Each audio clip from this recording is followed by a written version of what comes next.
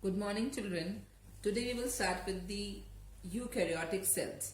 We have already learned about the prokaryotic cell in the previous lecture. Now, as you know, eukaryotic cell is a cell with the true nucleus. And besides the true nucleus, it is having all the membrane-bound cell organelles. So, if we classify eukaryotic cell, we can see it being present in the plant cells and the animal cells. Let us learn in detail about them. If you talk about animal cell, then the outermost covering will be known as plasma membrane, which is the limiting membrane, a cytoplasm in between, and a nucleus. The three parts are there if it is a case of animal cell. If we talk about plant cell, then only one difference is there, that in addition to the plasma membrane, we have a tough rigid cell wall. So this is the basic difference between a plant cell and an animal cell. And then you already know the basic things, that the nucleus is, we have discussed it in the previous class also, that the nucleus is having nuclear envelope, a nucleoplasm, nucleolus filled with rich chromatin network. Membrane is made up of lipids and proteins, and then the cytoplasm is having organelles and some inclusions, cytoplasmic inclusions. Whereas plant is only one unique feature is there, that is cell wall, and in the cytoplasm we have another unique feature, that is plastids. Plastids in the form of green pigment structures called as chloroplast, and a large vacuole. Vacuoles are there in animal cell also, but they are very small size, but in case of plant cell they are large. We will discuss all the differences between plant cell and animal cell in the end, when we are done with the entire cell organelles. So the first cell organelle, let us first begin with the plasma membrane, also called as plasma lemma. The membrane which is the outermost covering. Okay, it is the outermost covering and it is also called as cell membrane. So basically plasma membrane and all the membranes which are covering the various cell organelles inside the cell have the same basic structure, and therefore they are all called as biomembranes. And these biomembranes are playing a very important role in the living cell. If we talk about the functions of plasma membrane or plasma lemma, we will say that it is basic, since it is semi-permeable or selectively permeable, it is allowing the movement of ions or molecules from outside the cell to inside or vice versa, right? So basically it is acting as a channel for the transportation or for the exchange. Now there are various models proposed by different scientists from time to time. The most accepted model is called as fluid mosaic model, which was given by Singer and Nicholson. Jonathan Singer and Garth Nicholson. Okay, these are two scientists who proposed the fluid mosaic model, the most accepted model of plasma membrane. Now I'll explain you the structure of this. The model looks like this. It states that basically the membrane is made up of proteins and lipids. So it is said that plasma membrane is formed by a protein iceberg in a sea of lipids. Okay, where you can see this is the phospholipid layer. These two is phospholipid layer, where you have rounded hydrophilic heads of glycerol, and these linings are called as hydrophobic tails of fatty acids. So here the heads are arranged and here the tails are arranged. Similarly in the lower portion, heads are arranged and the tails are arranged. So they are basically forming an amphipathic molecule, and this kind of arrangement is making it water resistant. In between them is the protein molecules. Now these protein molecules can be confined to a particular area, or they can be present in both the bilipid layer in the form of channel proteins. Okay, also called as tunnel proteins. So they are helping in the movement of bigger molecules through them by the active transportation.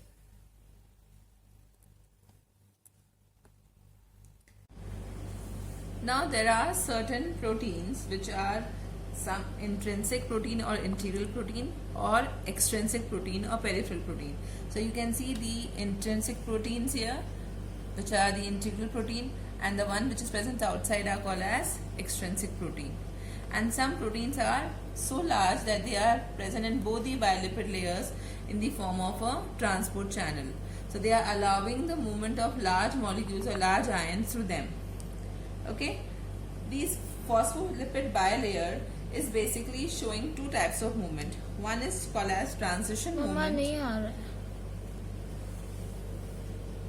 टेढ़ा shoot कर लो, हाथ से कर ले.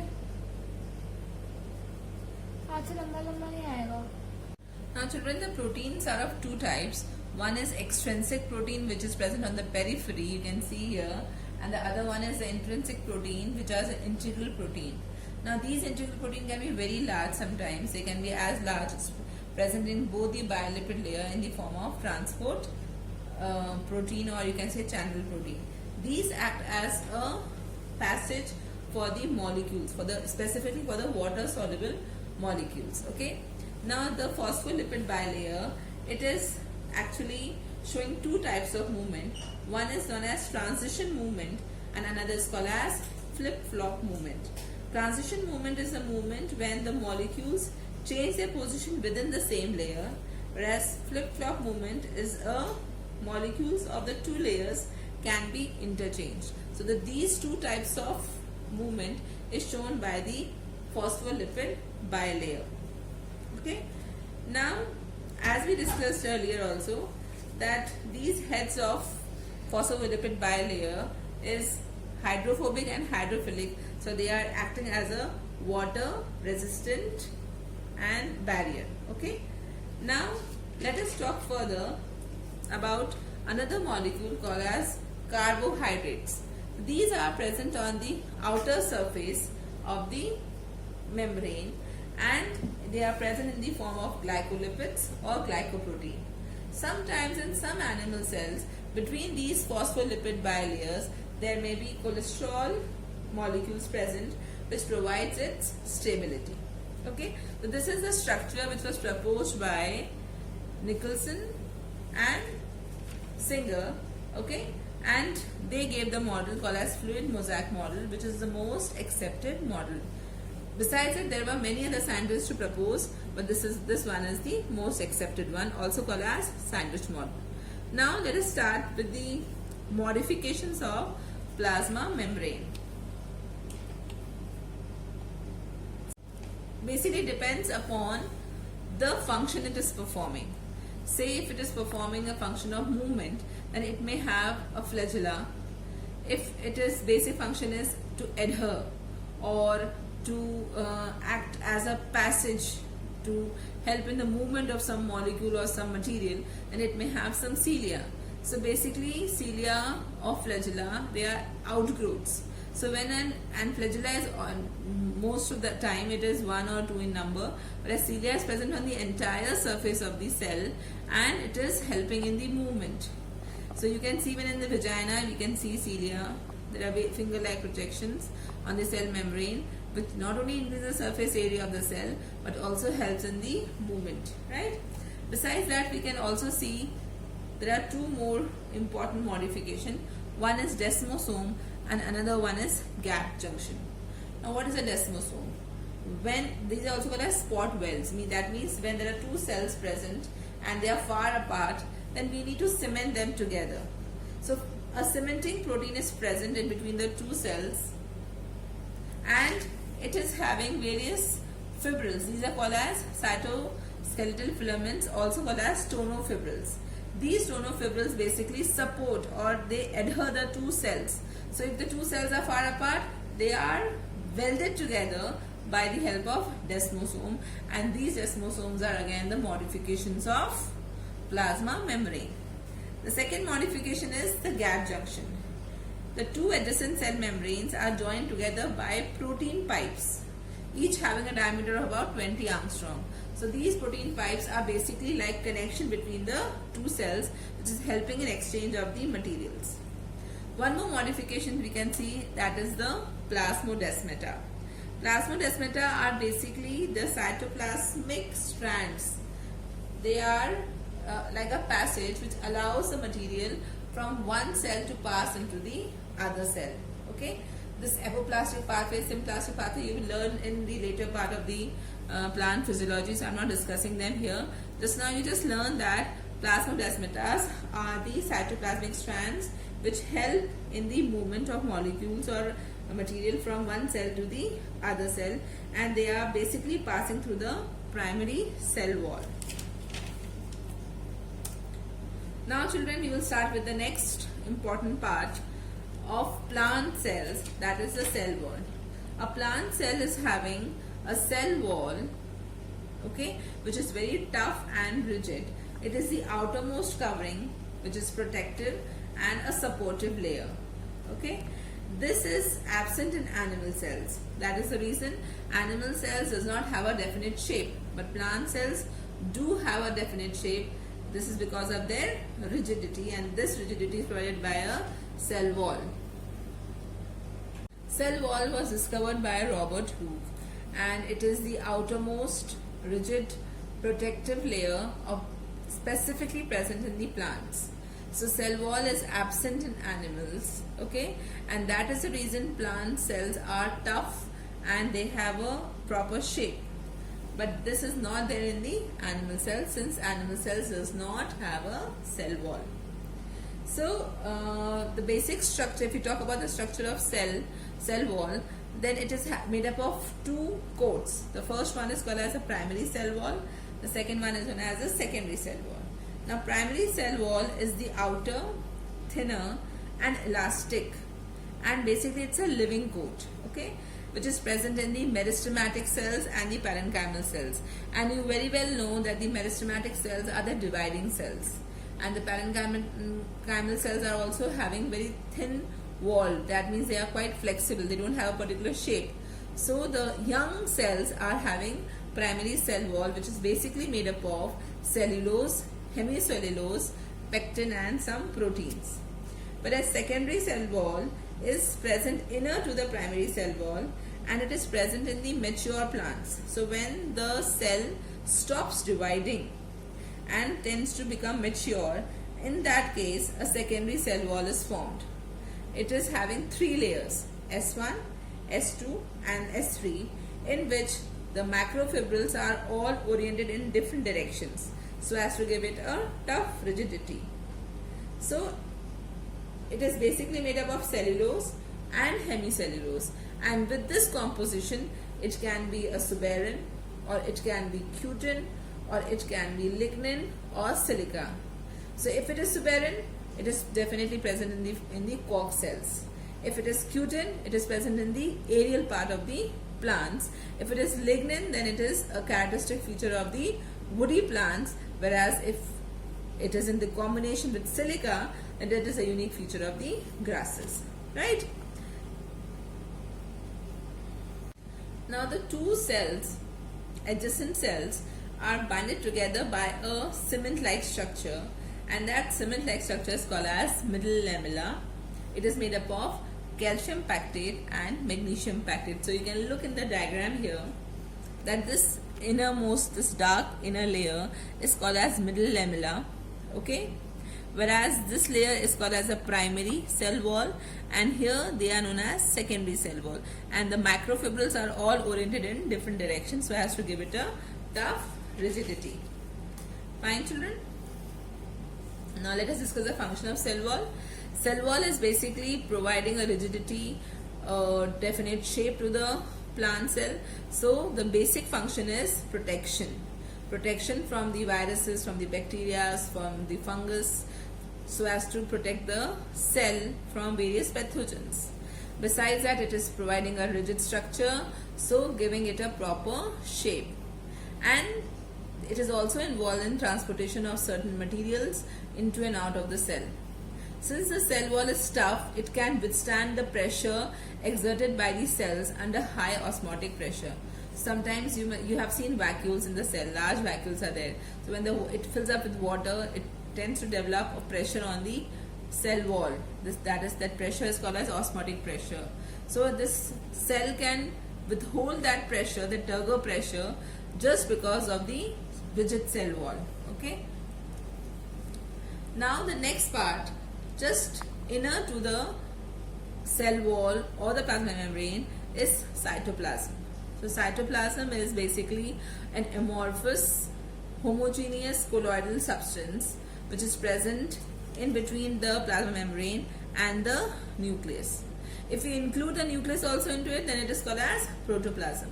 So the matrix present except the nucleus and in between the plasma membrane is called as cytoplasm. Cytoplasm is basically of two parts. One is cytoplasmic matrix and another one is cytoplasmic structures. Now cytoplasmic matrix is again in the form of two parts, ectoplasm and endoplasm. Ectoplasm is present on the periphery. It is more denser and non-granular. It is also called as the gel state, whereas the innermost part is called as the endoplasm or medulla, and it is less denser and more granular, and it represents the sol state.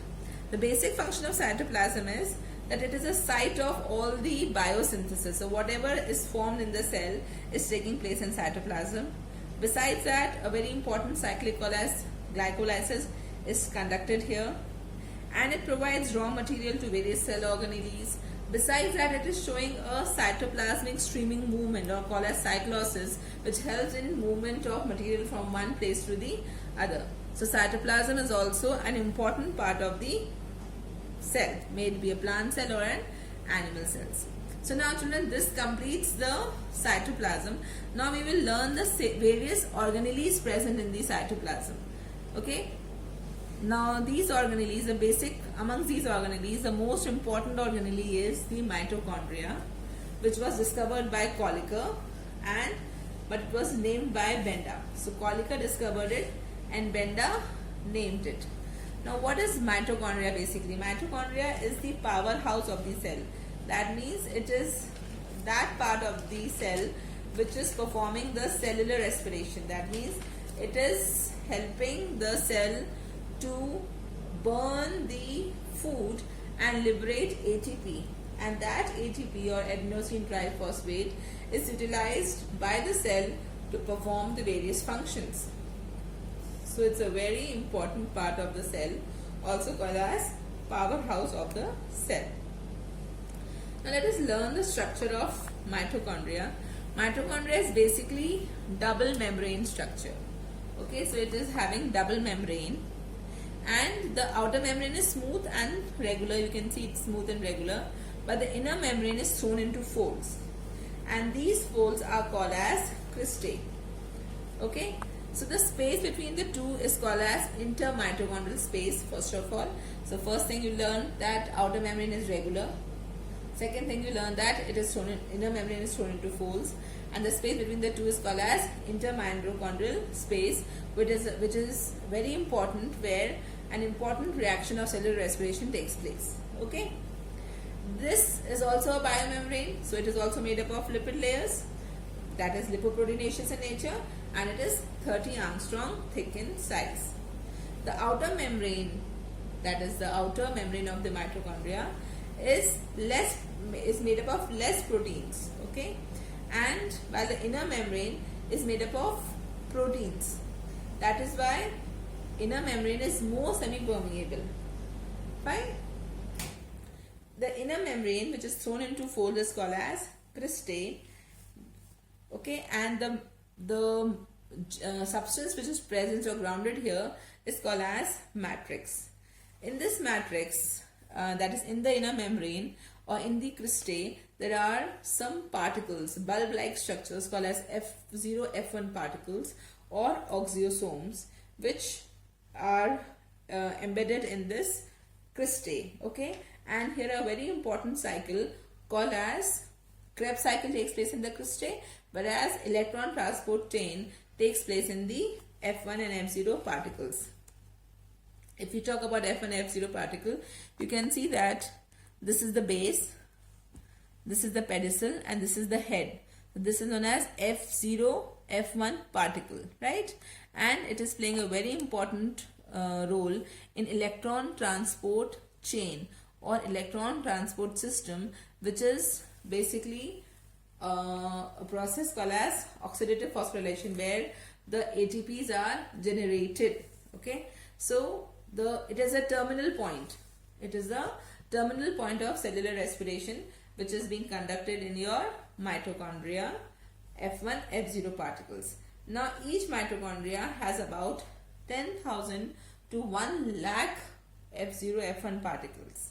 Okay, in the head of this F1 particles, we have an important enzyme called as ATP synthetase or ATP synthase enzyme, which controls the synthesis of ATP, and that is why we are also calling it as ATP particles, right? Then one more thing to remember here, that mitochondria is having its own ribosomes. When we were learning prokaryotes, in that lecture also I told you that ribosomes are of 70S and 80S types, and this 70S type is a unique feature for the prokaryotes and for the mitochondria also. So the 70S ribosomes are present in mitochondria, and they are here called as mitoribosomes. Similarly, mitochondria also have a circular and naked DNA. It is called as mitochondrial DNA. Besides that, it is having magnesium ions and manganese ions. Okay, so I am repeating it once again, children. It is having its unique ribosomes, that is known as mitoribosomes, its unique DNA, that is called as mitochondrial DNA, and it is having its own magnesium and manganese ion, and the matrix is having large number of enzymes so as to conduct the Krebs cycle. So basically you can see it is a house of enzymes, and each and every enzyme is playing a very crucial role in breaking down the glucose molecule and liberating large amount of energy. Okay, now an important question is asked, why mitochondria is called as semi-autonomous body? So mitochondria is called as semi-autonomous body because it has three things. The first thing, it has its own protein machinery, that is 70S ribosome. It has its own DNA molecule, and then it has its own ATP. So it is self-sufficient. So when the mitochondria can perform these important activities, the mitochondria can form some protein on its own, and for some other protein it is dependent upon the nuclear DNA, right? So that is the reason we are calling it as semi-autonomous organelle. Now let us discuss the function of mitochondria. We have already discussed actually. Mitochondria, the primary function is, this is a powerhouse. So it is basically called as ATP mill, where it is forming the ATP for various functions. Secondly, mitochondria is also playing a very important role in sperms. That is, they are providing energy to the sperms. And there the mitochondria are called as Nebenkern, though I have not mentioned in this slide. So in the sperms, the mitochondria are present in the form of Nebenkern, which is providing the sperm to move to the ovum. So these are the important functions of mitochondria. And here you should also note that how does mitochondria divide? Very simple, mitochondria divides by simple binary fission. It divides into two and forms two new mitochondria. Okay, so origin is called as mitochondrial fission. Now many a times it is seen that mitochondria and chloroplast are very similar to each other. So through this Venn diagram we can learn the similarity and the differences. See, the mitochondria is rod shaped. First let us discuss the differences. It is rod shaped, but chloroplast is lens shaped. Okay, it contains cristae, whereas it contains thylakoids. It contains photosynthetic. It does not contain any pigment, but chloroplasts do contain some pigments. It is found in all plants and animal cells, whereas it is found only in plant cells. And it is basically mitochondria are playing a very important role in respiration, whereas it is performing a very important role in photosynthesis. So these are the two differences between them. And what is the similarity? The similarity is that they both provide energy to the cell to perform different function. The both of them are double membrane. They both are having two membranes, bilipid layer. Both of them are having of same Armstrong, 60 Armstrong thickness. They both contain the DNA and RNA, and they have many enzymes which are similar in nature. So these are the similarities which are present between mitochondria and a chloroplast. Okay, children. So in this today's lecture we have discussed about animal cell. Okay. Then we learnt about the membrane, plasma membrane and cell wall in detail, the structures of the two, and then we have learnt an important matrix called as cytoplasm, in which an important cell organelle called as mitochondria is suspended. So here we'll wind off the lecture in this particular class. In the next class we will learn the another cell organelles. Till then, stay safe, stay healthy.